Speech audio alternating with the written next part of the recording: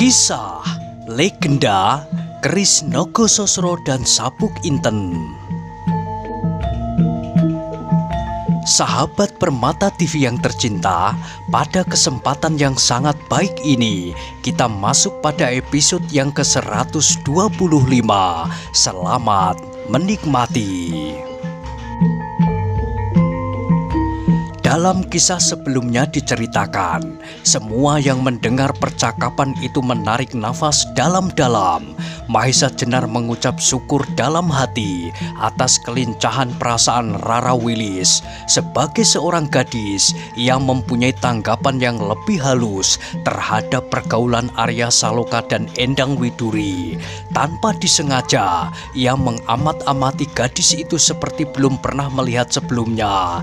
Dalam keadaan yang sedemikian, Mahesa Jenar sempat juga sekali lagi mengagumi gadis itu. Namun di dalam hatinya, Rara Wilis bukanlah gadis belasan tahun lagi. Bahkan ia sudah melampaui dunia remaja yang tak pernah dinikmatinya seperti gadis-gadis yang lain. Hidupnya penuh dengan persoalan-persoalan yang rumit, yang menuntut ketabahan hati, dan malahan akhirnya menjadikan gadis itu tidak saja berhati tabah, tetapi juga bertubuh kuat dan berilmu cukup tinggi. Meskipun demikian, ia tidak dapat menerima uluran tangan saudara tua seperguruannya untuk menikmati kelimpahan Raja Brana. Sebagai seorang istri Demang yang kaya raya, ia lebih senang menunggunya, seorang kleyang kabur kanginan, bahkan ikut serta dengan dirinya menempuh penghidupan yang penuh dengan bahaya dalam pengabdiannya kepada Tuhan, manusia serta kemanusiaan, memancarkan cinta kasih abadi dari sumbernya yang tertinggi. Di samping itu, ia pun mengagumi ketangkasan berpikir Endang Widuri. Gadis itu agaknya mempunyai keistimewaan yang tak dapat diduga-duga. Dalam pada itu Mahesa Jenar pun tidak heran bahwa Endang Widuri adalah tetesan darah Pengging, anak Kebo Kanigara. Widuri kemudian tidak menunggu terlalu lama. Ia pun segera berlari keluar. Ia sudah bertekad untuk melakukan tugasnya sebaik-baiknya. Dengan berlari-lari kecil ia mencari Arya Saloka di antara keributan para anggota Laskar Banyu Biru itu. Widuri menemukan Arya Saloka di ujung perkemahan itu. Anak muda itu sedang berdiri tegak di atas sebuah batu yang besar. Seperti sebuah tonggak ia tak bergerak, memandang ke arah pegunungan yang terbujur di hadapannya. Tela Maya. Ketika Arya Saloka mendengar langkah-langkah kecil berjalan ke arahnya, ia pun menoleh. Sambil tersenyum ia menyapa halus. "Siapakah yang kau cari, Widuri?" "Tidak ada," jawab gadis itu singkat. Namun kemudian gadis itu pun dengan lincahnya meloncat ke atas batu itu. Ia ingin menyampaikan pesan Bibi Wilis itu perlahan-lahan supaya Arya Saloka dapat menangkap urutan maksudnya. Tetapi sebelum ia mulai bercerita, terdengarlah Arya Saloka berkata, "Sebentar lagi aku akan pergi ke bukit itu." "Ya?" jawab Widuri singkat. "Tak seorang pun akan dapat menghalangi. Malang-malang putung, rawe-rawe rantas." Arya melanjutkan. "Ya," jawab Widuri.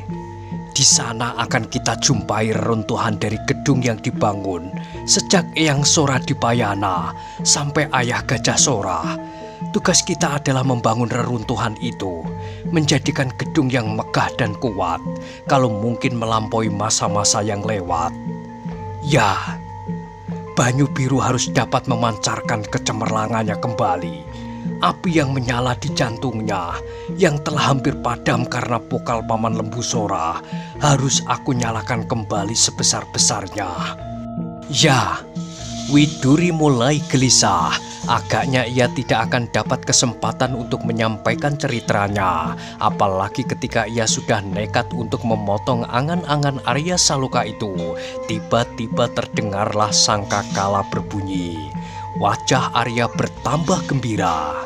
"Kau dengar itu?" "Ya," sahut Widuri yang benar-benar menjadi gelisah dan cemas. "Marilah kita bersiap," ajak Arya.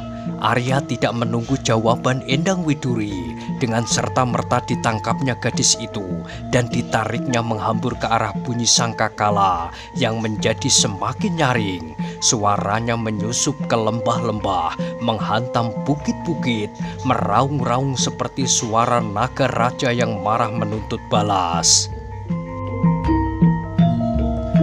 Ketika mereka sampai di perkemahan, mereka melihat laskar Banyu Biru itu telah hampir siap. Mantingan, Wirasaba, Bantaran dan Penjawi telah mengenakan pakaian tempur sambil menjinjing perisai yang belum pernah diterapkan. Melihat perlengkapan itu, dada Arya Saloka berdesir. Ia jarang melihat orang bertempur dengan perisai. Sekarang ia melihat perlengkapan yang luar biasa. Perisai, tombak larakan yang panjangnya lebih dari 2 depa, panah dan bandil. Tanpa diketahuinya, merayaplah suatu perasaan yang aneh di dalam dadanya. Ia sudah pernah berkelahi di antara hidup dan mati. Ia pernah membunuh 2 bersaudara, Uling Putih dan Uling Kuning. Tetapi ketika ia melihat persiapan terakhir dari prajurit yang berangkat berperang itu, ia menjadi berdebar-debar.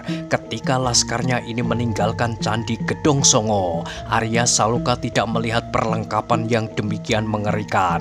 Saat itu ia melihat laskar Banyu Biru itu memanggul senjata mereka di samping perlengkapan-perlengkapan perkemahan dan bahan makanan. Tetapi sekarang ia hanya melihat ujung-ujung senjata. Ia tidak melihat peralatan dan perlengkapan lain kecuali alat-alat penyebar maut itu. Pada saat yang demikian itu, teringatlah Arya Saloka kepada ayahnya.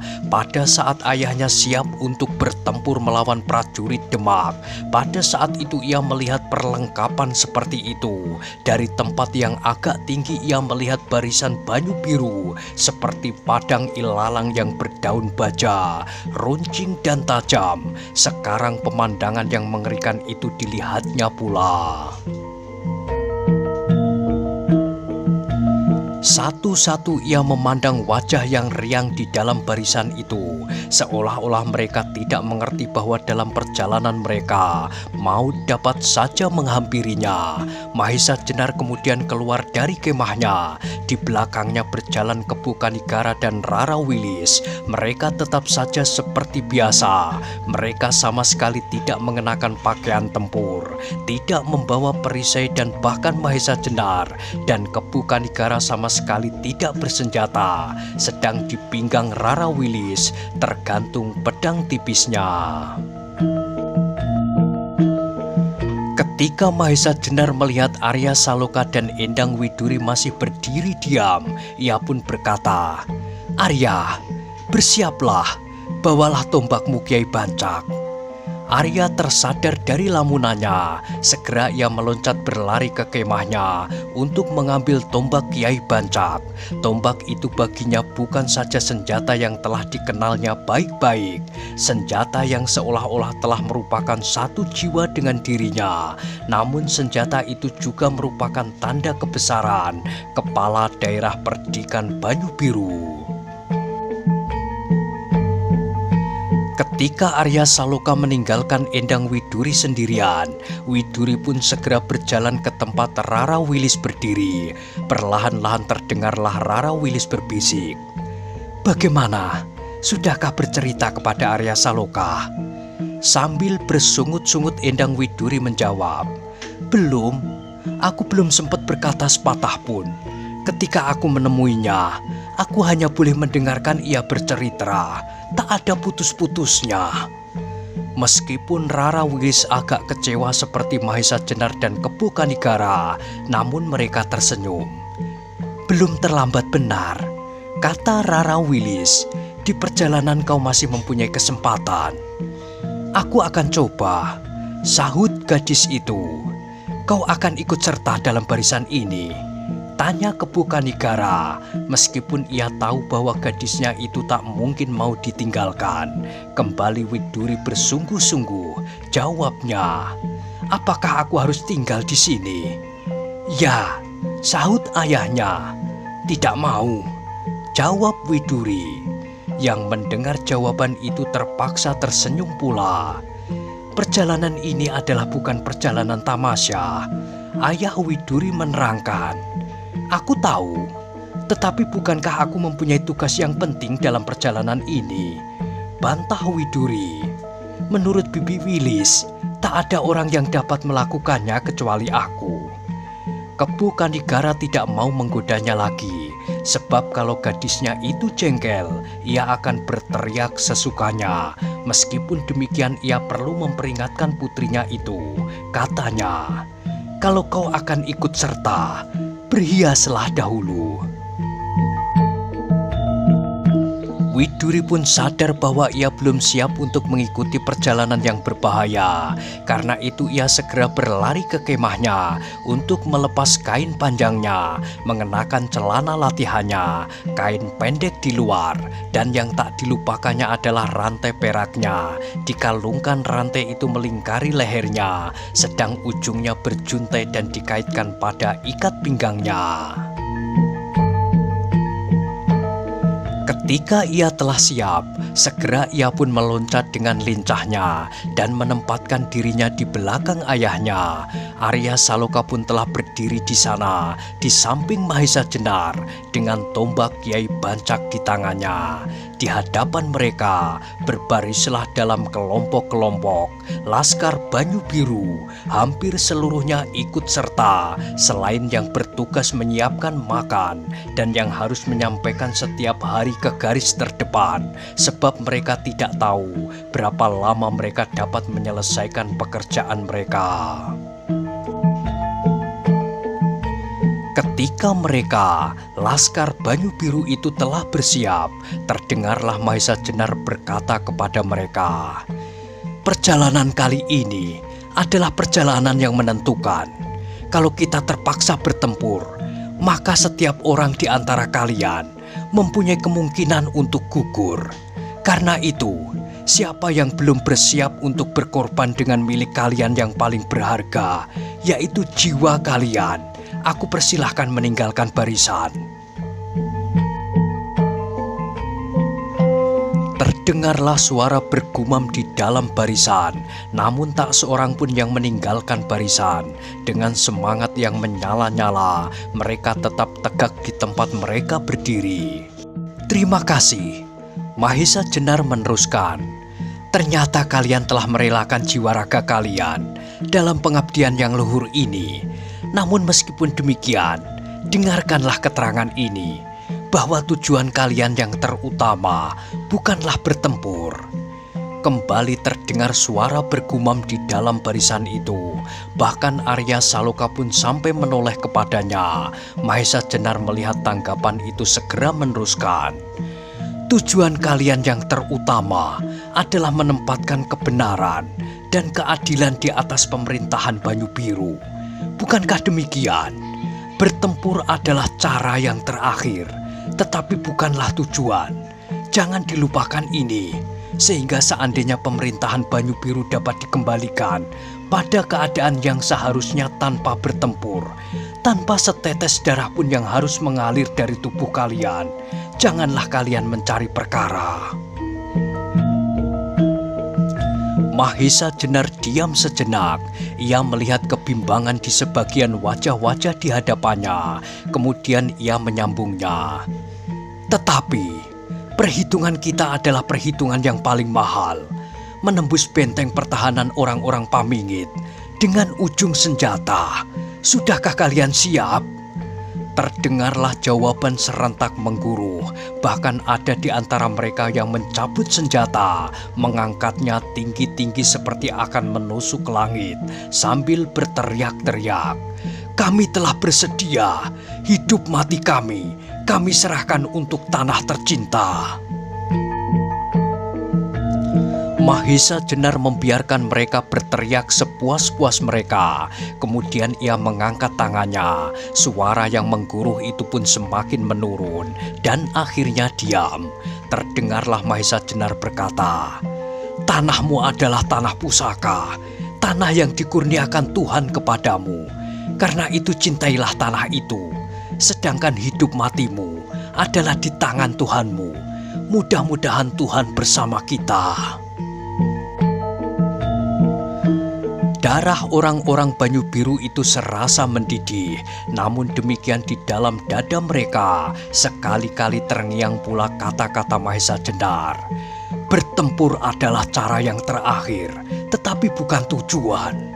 Juga di dalam dada Arya Saloka, kata-kata itu berulang kali mengumandang. Sesaat kemudian Mahesa Jenar berkata kepada Arya Saloka, "Arya, semuanya sudah siap. Berilah tanda supaya laskarmu berangkat." Dari Mahesa Jenar, Arya telah banyak mendapat petunjuk dan tuntunan tentang tata keprajuritan. Karena itu ketika Mahesa Jenar memberinya kesempatan untuk memimpin laskarnya, ia pun tahu apa yang harus dikerjakannya. Maka Arya Saloka pun melangkah maju.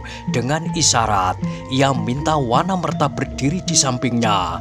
Wanamerta adalah tetua tanah perdikan Banyu Biru. Ia menjadi emban kepala daerah perdikan sejak eyangnya Ki Ageng Soradipayana masih memegang jabatan itu. Ayahnya diembaninya. Sekarang Arya Saloka tidak mau meninggalkannya. Ketika Wanamerta telah berdiri di sampingnya, Arya Saloka segera mengangkat tombak pusakanya. Terdengarlah kemudian sebuah tengara, suara bendi yang pertama, suara pertanda bahwa barisan itu harus berkemas. Setiap orang segera memeriksa diri mereka sendiri, apakah yang kurang dan apakah yang ketinggalan, senjata mereka, pakaian mereka.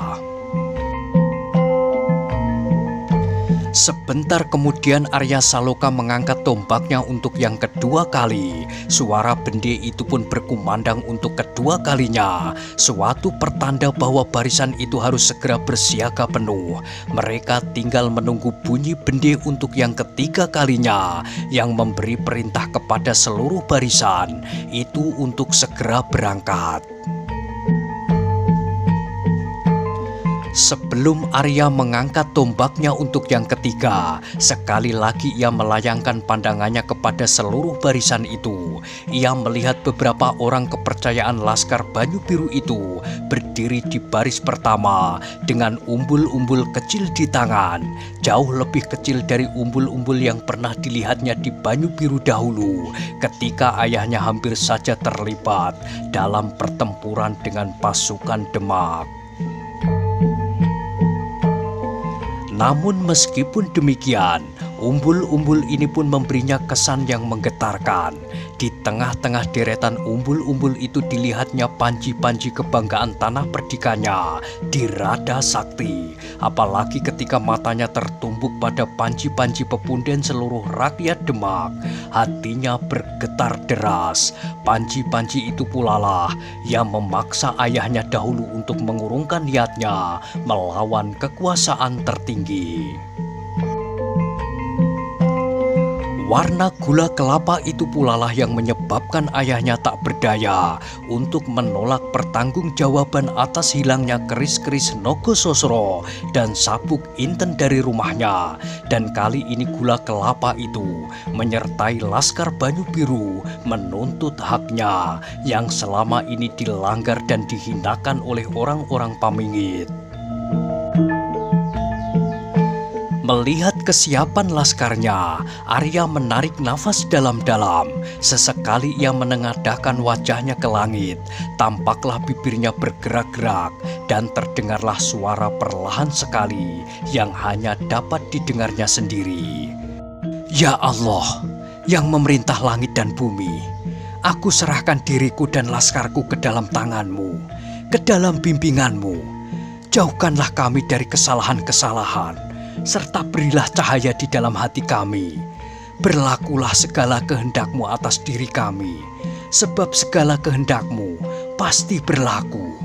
Kami adalah domba-domba yang menggantungkan nasib kami kepada Penggembalanya yang Maha Pengasih dan Pengampun.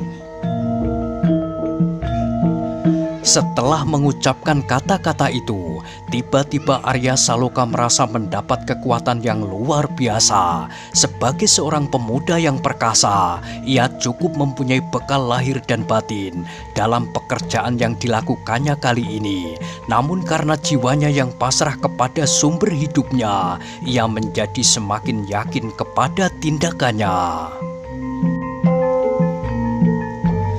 Kemudian dengan tidak usah menunggu lebih lama lagi, diangkatnya tombaknya tinggi-tinggi, dan sesaat kemudian menggemalah suara bendi yang ketiga kalinya mengaum seperti jerit harimau lapar. Belum lagi gema bunyi bendi itu berhenti, menyautlah suara sangkakala dan seruling, melakukan lagu yang gemuruh, seirama dengan gemuruhnya darah laskar Banyu Biru itu. Berbareng dengan itu, bergeraklah Arya Saloka dan Wanamerta di ujung barisannya, diikuti oleh Mahesa Jenar, Kebu Kanigara, Rara Wilis dan Endang Widuri. Sedang Mantingan dan Wirasaba mendapat tugas untuk mengamat-amati barisan itu. Ketika barisan itu sudah mulai bergerak, berbisiklah Endang Widuri kepada Rara Wilis. "Akan aku coba, Bibi, sebelum barisan itu sampai di kaki Bukit Telamaya itu." Rara Wilis mengangguk sambil tersenyum. Jawabnya, "Kalau kau berhasil, Widuri, dan kemudian Ki Ageng Soradipayana berhasil pula mencegah terjadinya pertumpahan darah, maka berpuluh-puluh jiwa yang akan menjadi benteng dalam perjuangan ini dapat diselamatkan, serta berpuluh-puluh wanita akan mengukir di dalam hatinya bahwa seseorang telah membendung air mata mereka yang akan tertumpah karena mereka kehilangan suami, serta beribu-ribu anak-anak yang akan meneriakkan kembali nama bapaknya ketika bapak mereka kembali dengan selamat dari pertumpahan yang urung nanti." Terasa sesuatu bergerak-gerak di tenggorokannya. Dengan tidak sengaja gadis itu memandang ayahnya. Bagaimanakah perasaannya kalau pada suatu kali ayahnya itu pergi dan tidak akan kembali. Tetapi pada saat itu tiba-tiba ayahnya memandangnya pula. Agaknya Kebu Kanigara pun ragu apakah pertempuran dapat dihindari. Karena itu ia merasa perlu untuk melindungi anaknya lebih rapat lagi. Dengan berbisik ia menyerahkan sesuatu kepada Endang Widuri. Katanya, "Inilah bandul kalungmu, pasanglah." Widuri menerima pemberian itu. Ia terpekik kecil ketika ia melihat sebuah benda yang berkilat-kilat di tangannya, sebuah gelang putih gemerlapan, dan dari dalamnya memancar cahaya kebiru-biruan. Pada dinding luar gelang itu terdapatlah ukiran api yang menyala, sehingga gelang itu menjadi seolah-olah bergerigi tajam. "Apakah ini, Ayah?" tanya Widuri sambil tersenyum keriangan. Ia belum pernah melihat benda itu sebelumnya. "Itulah kelengkapan kalungmu itu, pasanglah di ujungnya," jawab ayahnya. "Apakah namanya?" desak gadis itu. "Cakra," jawab ayahnya singkat. "Cakra? Adakah cakra ini yang dahulu dipunyai oleh Prabu Kresna?" tanya Widuri pula. "Hus, jangan mimpi. Kalau aku memiliki cakra peninggalan Prabu Kresna, bukankah aku dapat menggugurkan Bukit Merbabu itu?" Endang Widuri masih saja mengagumi cakra pemberian ayahnya itu. Ia menjadi geli mendengar jawaban ayahnya. Katanya, "Ah, aku kira dengan cakra ini, aku akan mampu menggugurkan gunung dan mengeringkan lautan." "Pakailah," potong ayahnya, "lalu kerjakan tugasmu." Widuri seperti tersadar dari mimpi yang menyenangkan tentang cakra itu. Ia teringat pada pekerjaannya yang diserahkan kepadanya oleh Rara Wilis.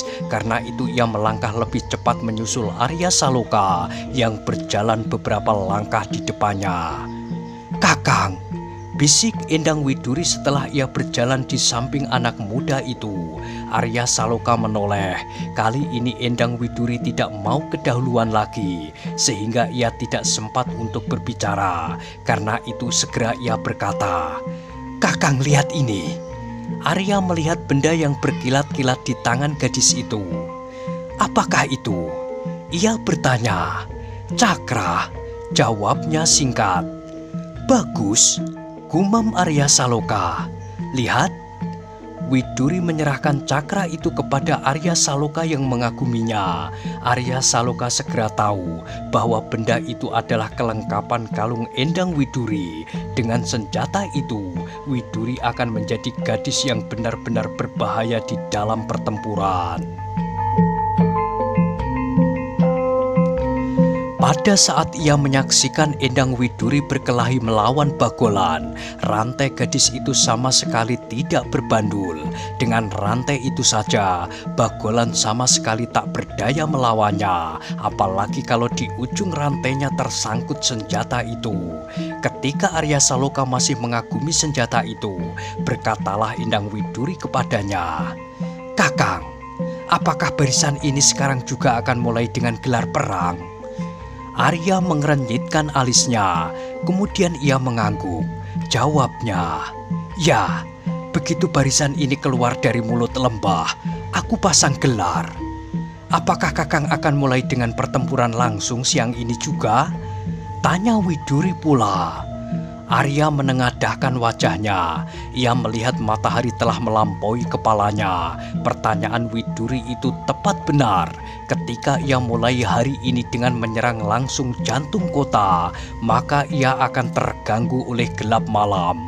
Ia tidak dapat memperhitungkan apakah ia akan dapat menyelesaikan pertempuran sehari, 2 hari, seminggu atau lebih. Tetapi ia sudah punya rencana lengkap. Hampir setiap hari ia mendapat petunjuk-petunjuk dari Mahesa Jenar. Dari petunjuk-petunjuk itu, ia sudah dapat mengetahui dengan pasti apakah yang harus dilakukan kalau ia harus merebut Banyu Biru dengan kekerasan. Soalnya hanyalah soal waktu saja. Ia harus membagi pasukannya dalam 3 bagian, sayap kiri, kanan, dan induk pasukan. Sayap kiri itu harus membawa dirinya melewati jurusan timur, mendaki bukit di sebelah timur untuk kemudian menguasai daerah Banyu Biru bagian timur. Sedang sayap kanan harus berbuat yang sama dari arah barat. Namun di samping itu, sayap ini mempunyai tugas untuk melakukan pencegatan apabila datang bantuan dari Pamingit. Pertempuran tidak harus berlangsung hari ini.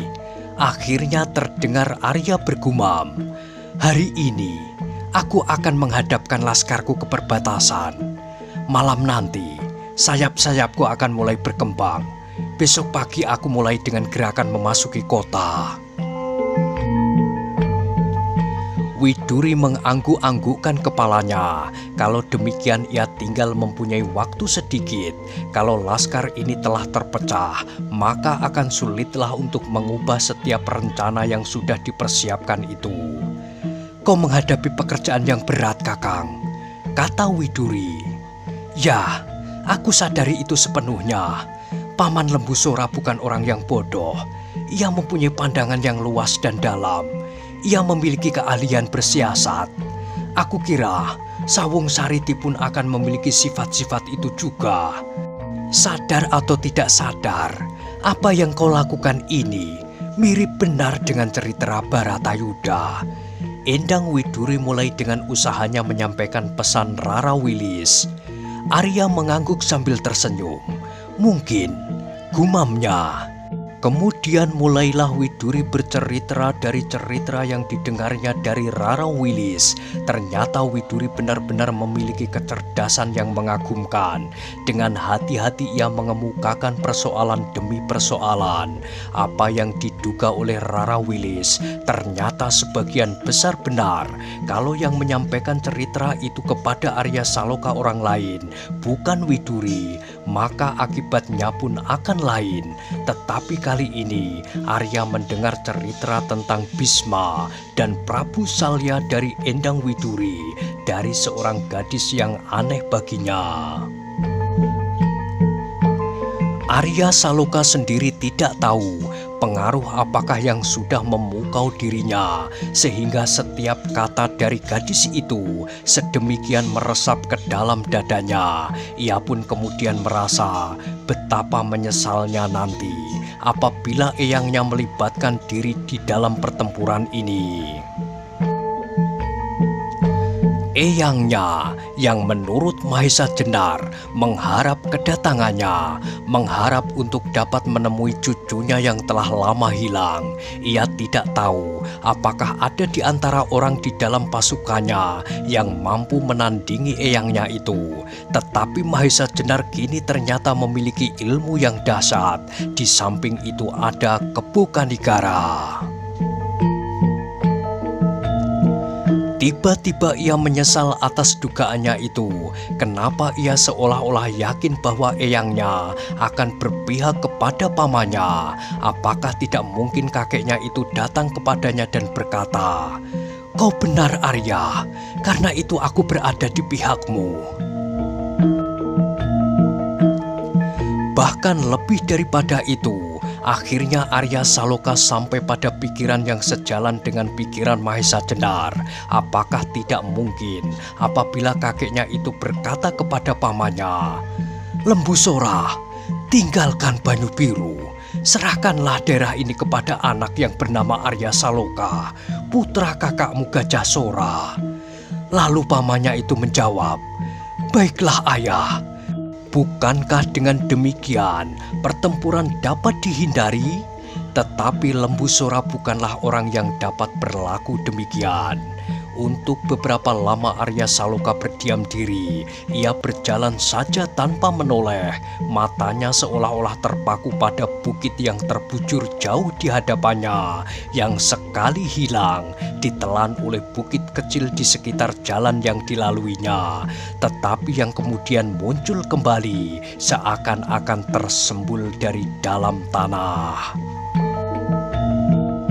Di langit matahari berjalan pula dengan tenangnya. Sinarnya yang semakin condong terasa seperti membakar kulit. Endang Widuri tidak tahu pasti apakah yang sedang bergolak di dalam dada anak muda itu sebagai akibat dari kata-katanya. Tetapi ia pun berdiam diri pula. Ia berjalan dengan langkah yang tetap, mengikuti irama langkah barisan anak-anak Banyu Biru itu. Nah, bagaimanakah kisah selanjutnya? Silahkan ikuti terus kisah legenda Keris Nogososro dan Sabuk Inten pada episode berikutnya. Sampai jumpa.